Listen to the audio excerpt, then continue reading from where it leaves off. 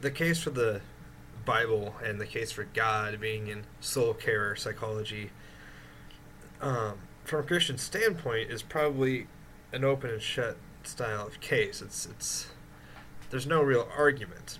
From a Christian standpoint, we see that you know God created a perfect world. Everything in it was perfect. Our minds, our bodies were perfect.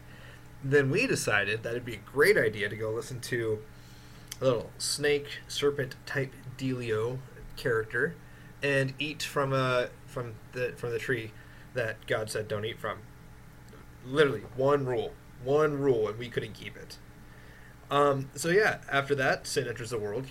Our mind deteriorates, and we have psychological issues. Our body deteriorates, which causes our mind to deteriorate as well.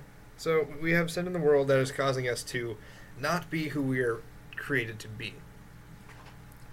And so, thus, we have essentially one option to get away from the sin, and that is going through God. And the cool thing about God is the ultimate healer. It says that God is the healer. We see Christ come into earth and heal everyone of physical diseases. But God doesn't just heal us from the physical diseases. He also heals us from our mental discrepancies. I, point in case, got sick about 4 years ago with this wonderful thing called West Nile virus, as you know already, Dr. Patterson, which led me into severe depression. And I wasn't getting out of that depression anytime soon, not on my own at least. And I realized about 6 to 8 months into my sickness, I was like, I haven't prayed or read my Bible since I got sick. Not for a hatred towards God. It was just because I hadn't thought about it. The first day I opened my Bible, I started to feel a difference in my depression. I did a devotion, and it has a devotion in there that talks about how even the flowers need the rains to come in order to grow. With too much sunshine, they wilt. I sat there and looked at that. I was like, God, that's a little bit on the nose there, don't you think?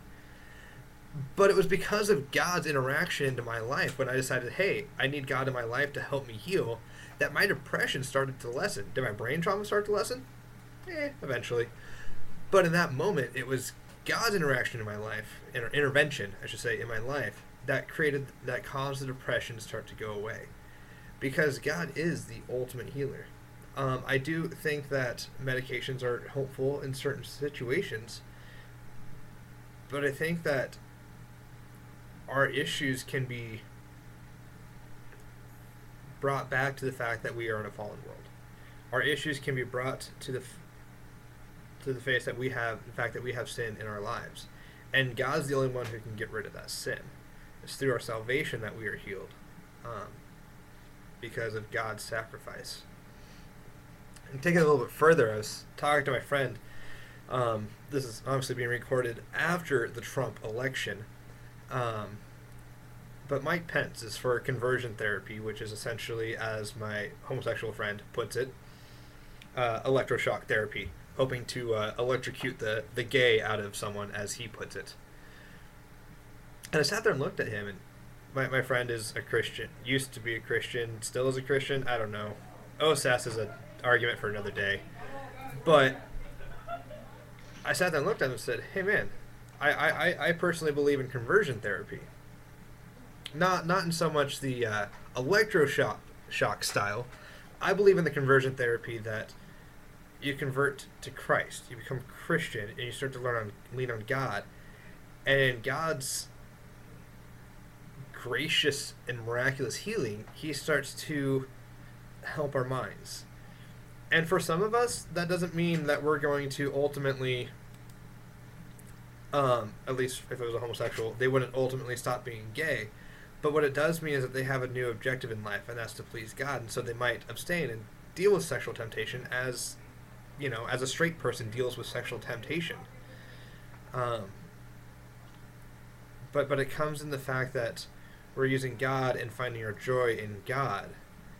And we're not finding our joy in sex or whatever it is that we're using as a coping mechanism.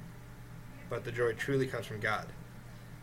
So yeah, God in psychology needs to be there, especially if you're going to be doing Christian counseling. Definitely got to have God there, otherwise it's just egotistical and probably blasphemous on some level.